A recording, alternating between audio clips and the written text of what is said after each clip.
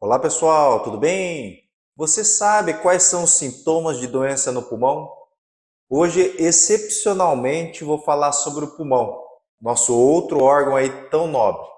Então, se você quer saber quais são os principais sintomas de doença pulmonar, vem comigo. Ao longo desse vídeo, eu vou falar sobre os 7 sinais e sintomas principais que você tem que ficar atento quando a gente fala em saúde do aparelho respiratório. Também vou te explicar o que é uma doença pulmonar e quais são as principais causas. Então vem comigo e fica até o final do vídeo para não perder nenhuma informação. Sem mais delongas, roda a vinheta.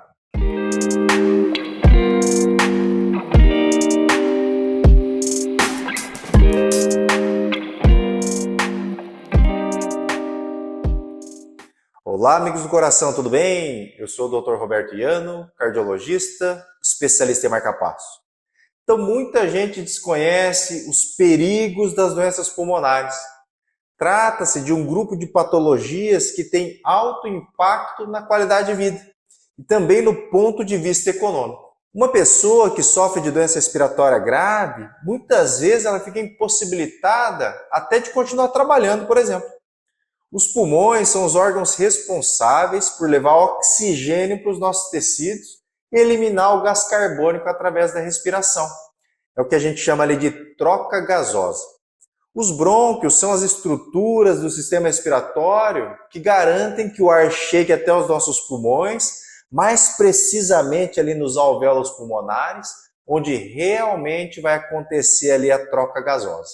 Quando esse sistema tem a sua função afetada, surgem os sintomas e as doenças, como a asma, bronquite, DPOC, as pneumonias, a tão temida embolia pulmonar. Além disso, podem ter várias causas, como infecção por vírus, bactéria, fungos, exposição de substâncias irritantes, como a fumaça do cigarro ou a poeira. Até doenças pulmonares de causa genética pode acontecer. Você sabia? Mas agora que você já conhece o teu pulmão, vamos para os 7 sintomas mais comuns que pode indicar uma doença pulmonar. Vamos lá? Primeiro sintoma, a tosse. Então, a princípio, sabemos que tossir faz bem para a saúde. É uma ação reflexa e natural do organismo para livrar o aparelho respiratório de alguma substância estranha, muco ou partículas que foram absorvidas com a respiração. Então, tossir é um reflexo do cotidiano ali do nosso corpo.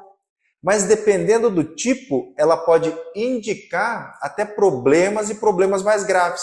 Por isso que é importante a gente ficar atento. A tosse é um dos sintomas mais comuns dentre as doenças respiratórias. E é uma das principais razões, então, que levam as pessoas a procurar um médico. Por isso, muitas vezes até acabam se tornando ali um desafio para o médico para conseguir fazer o diagnóstico correto. É importante prestar atenção na duração, por exemplo. Então, será que é um quadro mais agudo, que dura ali 4 semanas? Ou virou alguma coisa mais crônica, durando ali, por exemplo, mais de 8 semanas? Outra coisa importante é perceber se a tosse é seca, não contém ali secreção, ou se a secreção está amarelada, esverdeada. Tudo isso o médico, o seu pneumologista, ele vai te perguntar. A tosse ela pode surgir por um processo inflamatório, infeccioso, alérgico, pode indicar doenças como asma, bronquite crônica, gripe, até tuberculose. Fumar também é um outro fator grave para a ocorrência de tosse, por conta ali principalmente do acúmulo de substâncias estranhas, tóxicas, irritantes ali para as nossas vias respiratórias. Mas vamos lá, segundo sintoma. O segundo sintoma é o catarro. Então, o catarro é chato, mas é uma peça importante para o nosso sistema imunológico. Ele é composto por água, sais, gorduras, resto de células, algumas outras substâncias aí. Nossas vias aéreas são revestidas por uma secreção transparente que retém as impurezas, como a poeira, a bactéria. Ela tem então uma ação ali protetora. Quando as vias são agredidas por vírus, por exemplo, a gripe, o muco ele modifica para tentar expulsar esse agente invasor. O catarro pode ter diversas cores e por meio delas a gente consegue já ter uma ideia de que tipo de infecção e se a gente deve se preocupar ou não. Normalmente ele é transparente e uma infecção por vírus ela geralmente continua dessa maneira. Se ela fica verde ou amarelada, provavelmente a gente tem uma infecção bacteriana. Há casos em que a secreção fica bem mais mucosa, intensa, com aspecto ali de clara de ovo. Esse tipo pode ser encontrado em pessoas asmáticas, por exemplo. Já tem também aquele catarro marrom, que é mais comum em pessoas que são tabagistas ou expostas a grande quantidade de poluição. Essas, é claro, né, são condições aí mais perigosas, em que a pessoa tem mais chance de desenvolver doenças graves no pulmão. Às vezes, a secreção mucosa pode ser acompanhada até de sangue, que é o que vai levar a gente ao terceiro sintoma. Mas antes, você já está inscrito no canal? Já clicou no sininho para receber todas as notificações? Pessoal, 80% de vocês não estão inscritos no canal, hein? Então, depois que assistir esse vídeo, se inscreve no canal, clica no sininho para receber todas as notificações. E se você gostar do vídeo, é claro, no final não esquece de deixar o seu like também, tá? Mas vamos lá para o terceiro sintoma, é o catarro ou a tosse com sangue. Essa também é um sinal para a gente ficar alerta. Ela pode acontecer por conta de uma tosse prolongada, pessoas que usam anticoagulantes, até por infecções respiratórias, edema agudo de pulmão, quadros de bronquite. Mas não fica aí ansioso pensando em possibilidades graves como essa. Geralmente, né, esse sangramento ocorre em pessoas jovens, geralmente por alguma ferida na boca, no nariz, na garganta, por exemplo.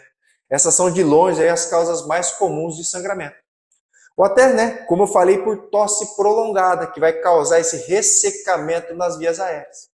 Mas em quadros persistentes, ou que o sangue ali é abundante, aquele vermelho vivo, aí sim a gente tem que considerar alguma coisa mais preocupante, de que algo mais sério pode estar acontecendo, como você ter uma tuberculose ou uma pneumonia, ou até de repente, né, num quadro mais grave, um tumor, um câncer de pulmão, por exemplo.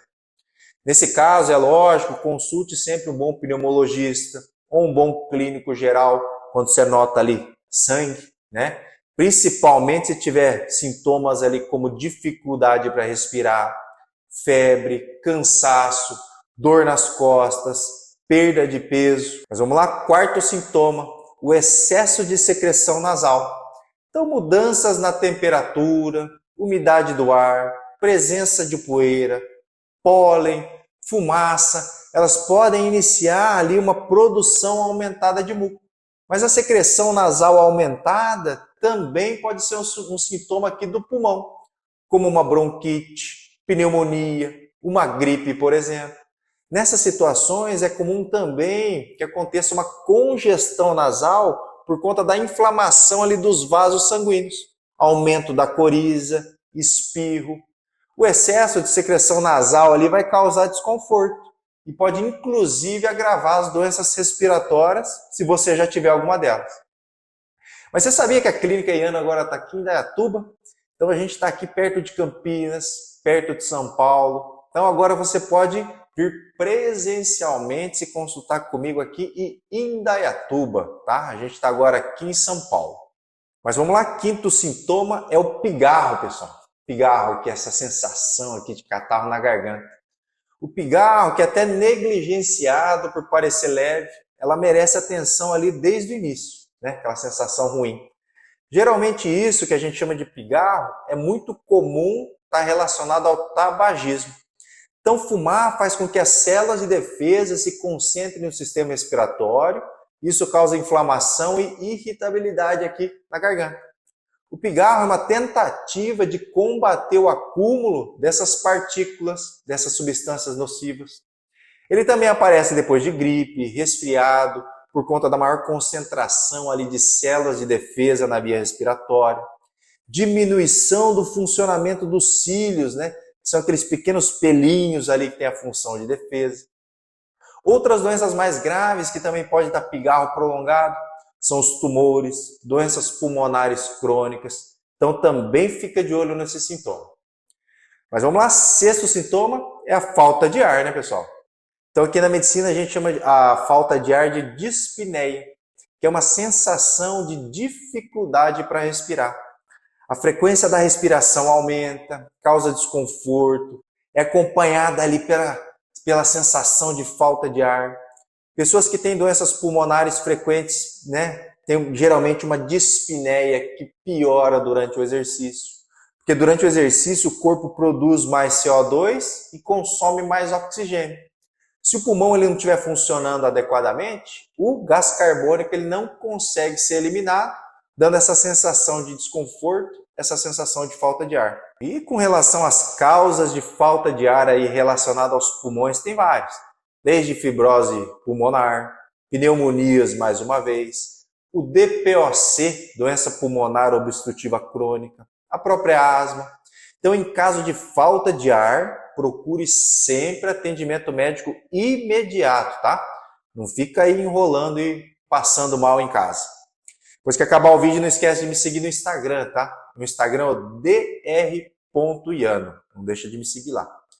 E finalmente, a falta de ar é geralmente acompanhada de respiração rápida e ofegante, que é o sétimo e último sintoma aqui do nosso vídeo. Então, também conhecida como hiperventilação. Essa hiperventilação ela pode surgir por conta de um transtorno de ansiedade, por exemplo. Mas pode também ocorrer por conta de doenças pulmonares, uma bronquite asmática, uma pneumonia. Se for acompanhado, então, de fraqueza, tontura, tosse, dor no peito, aí são sinais de alerta que você tem que ficar ainda mais de olho. É importante consultar um pneumologista sempre que a respiração ofegante ela surgir.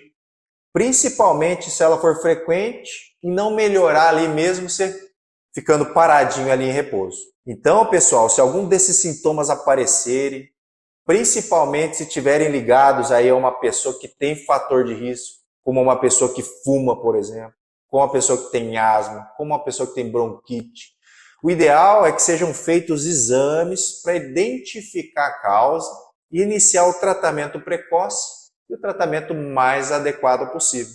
Você viu então que cada caso é um caso. Na dúvida, sempre procure o profissional. E se eu te deixei mais preocupado ali do que confiante, saiba que diagnosticar a grande maioria das doenças pulmonares é um procedimento relativamente simples. Na anamnese, no exame físico e às vezes num simples raio-x, o médico já consegue fazer o diagnóstico. Mas para isso, é claro, o ideal é que você procure sempre um bom profissional, aquele profissional da sua confiança. Lembra que algumas doenças pulmonares não são brincadeira, tá, pessoal? Então você tem que cuidar. Assim como você cuida aqui comigo do seu coração, você também tem que cuidar do seu pulmão, que é um dos nossos órgãos mais nobres. Tá ok, pessoal? Então eu vou ficando por aqui. Mais uma vez, se você gostou do vídeo, não esquece de dar o like e se inscrever no canal. Eu quero 100% de vocês inscritos no canal. Tá ok? Então o recado de hoje é esse. Um grande abraço e até a próxima.